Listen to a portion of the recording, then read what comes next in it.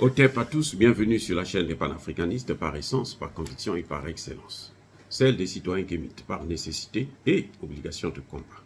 Nous sommes une chaîne qui n'est guidée que par nos ancêtres et rien que par les ancêtres qui appartiennent à l'égrégore du monde noir. Par conséquent, nous ne croyons en aucun Dieu venu de l'étranger. Toutefois, cette vidéo n'est aucunement destinée à inciter à la haine ou à la violence, car nous menons un combat qui est d'abord et avant tout spirituel, intellectuel et démocratique. Ensuite, il est politique, géopolitique et géostratégique. Contre l'impérialisme, le colonialisme, le néocolonialisme et l'endocolonat, qui sont tous qualifiés de crimes contre l'humanité. Nous menons ce combat sur la base du principe fondamental que nous avons hérité de nos ancêtres kémites, qui est celui de la Mahat, c'est-à-dire solidarité, vérité et justice. Vous êtes donc en droit de connaître la vérité et nous avons l'obligation de vous dire la vérité, rien que la vérité, afin que justice soit rendue au continent africain. Et ça, c'est notre modeste contribution dans cette noble lutte en faveur de la souveraineté, la dignité, la solidarité et l'unité africaine. C'est exactement ça que nous appelons le panafricanisme. Bien-aimés frères et sœurs, le président nord-coréen Kim Jong-un est arrivé en Russie pour rencontrer le président Vladimir Poutine. Et ça soulève un tollé au niveau occidental. Parce qu'on estime que la Russie va solliciter de l'aide militaire. C'est-à-dire la Russie va probablement acheter des armes auprès de la Corée du Nord. On sait que tous les pays de l'OTAN soutiennent l'Ukraine. Là, on parle maintenant de l'envoi des F-16. Des pays comme le Japon, la Corée du Sud et beaucoup d'autres pays dans le monde, près d'une cinquantaine des États soutiennent l'Ukraine. Mais les Occidentaux ont le toupet de demander à la Russie de ne pas avoir le soutien de l'Iran, de la Chine, de la Corée du Nord, ni même de l'Afrique. Mais comment vous pouvez expliquer cette injustice? Ce sont les Occidentaux qui refusent à ce qu'il puisse y avoir des négociations entre l'Ukraine et la Russie. Et d'ailleurs, si négociation il y a, pour que ces négociations puissent être efficaces, elles ne devraient pas être en dehors, se passer en dehors du territoire russe ou ukrainien. Il s'agit de deux peuples frères, ce sont des Slaves. Les deux là, l'esclavage a commencé avec eux. Ce sont eux qu'on a pris d'abord en esclavage.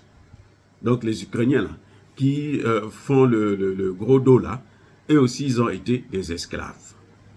La Russie n'a jamais oublié ça. C'est pour ça d'ailleurs que la Russie a toujours évité de coloniser d'autres États, notamment en Afrique, la bête noire des Occidentaux.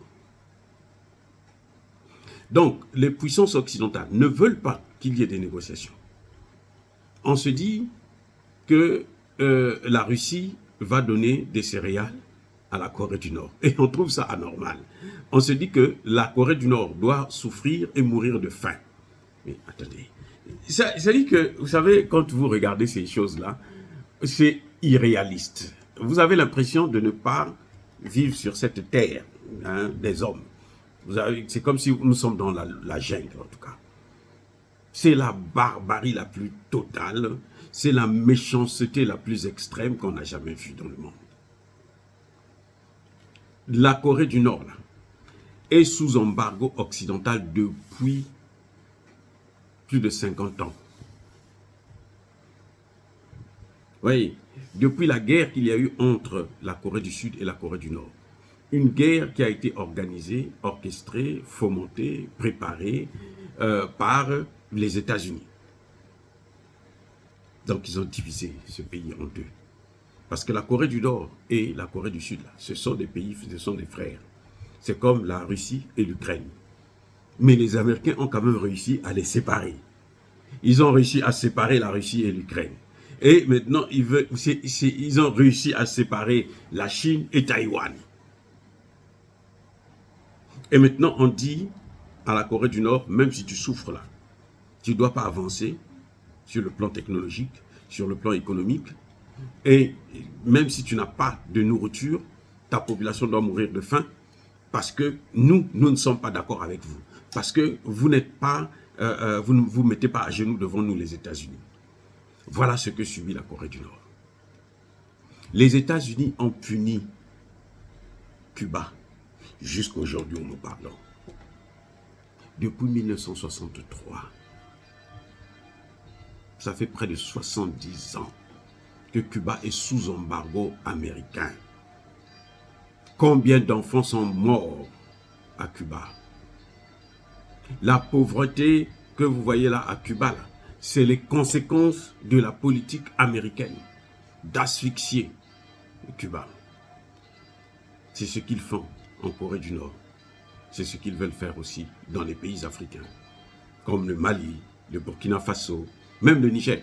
Le Niger, en ce moment, ils ont une base pour contrôler un peu les régions, mais quand ils vont partir, c'est ce qu'ils vont chercher à faire. Parce qu'ils le savent, qu'ils ne peuvent pas rester en Afrique encore longtemps. La colonisation est terminée. L'Afrique n'est pas une menace sécuritaire pour les États-Unis ni pour l'Europe. Quand on parle des immigrés qui se déplacent pour aller vers l'Europe qui est proche de nous, ce sont des gens qui suivent les matières premières que les Européens viennent piller chez eux. Et en fait, nous suivons, quand nous partons dans ces pays-là, nous suivons nos matières premières. On est guidé par l'odeur de nos matières premières qui fouillent vers les puissances occidentales. Mais sans ça, on n'aurait pas besoin de se déplacer. En Afrique, nous avons tout pour vivre bien. Voilà le principe. Mais nous continuons à subir parce que ces gens ont décidé que nous puissions subir. L'Afrique n'est pas pauvre, mais l'Afrique est appauvrie. Bref, je reviens encore sur la question de la rencontre chaleureuse entre Vladimir Poutine et Kim Jong-un, qui se justifie d'abord pour des raisons sécuritaires. Les deux pays ont le même ennemi, c'est-à-dire l'OTAN, et les deux pays sont sous embargo. Donc, ils ont l'obligation de s'entendre. Et la Russie, et d'ailleurs même la Chine, soutient cette politique. La Chine a même commencé avant, sur le plan économique, d'aider la Corée du Nord à sortir de son isolement, de contourner les sanctions. La Chine le fait déjà, pour montrer aux Occidentaux qu'ils ne sont plus les seuls maîtres à bord et que leur règne est terminé. Et c'est ce que la Russie est en train de faire. Même si la Russie doit bénéficier des armes, mais on sait que la Corée du Nord a besoin d'une assistance, notamment en ce qui concerne le lancement des satellites, que la Russie maîtrise très bien. Et donc la Russie va certainement échanger cette technologie avec la Corée du Nord, puisque le dirigeant coréen s'est déplacé avec tous les grands cadres, les grands dirigeants, les directeurs et responsables de ces institutions qui concernent l'armement et le lancement des satellites.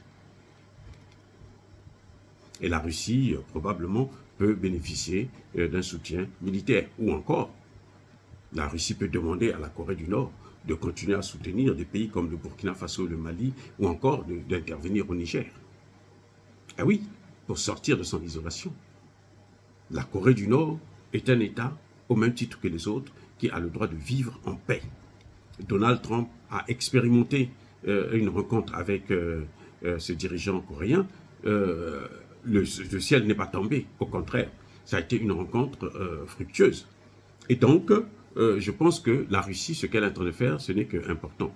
Les États-Unis veulent punir la Corée du Nord, veulent punir les Coréens, parce que c'est leur politique de toujours faire du mal aux autres, mais cette fois-ci, il y a des puissances qui sont dites émergentes, notamment qui appartiennent aux BRICS, qui ne veulent plus cette multipolarité et qui s'engagent à diminuer l'influence des États-Unis, la France, on n'en parle même plus, dans le monde. Or, dire cela, c'est inciter à la haine ou à la violence. Non. Il y a colère, veille. Encore une fois de plus, bien-aimés frères et sœurs, soyez bénis.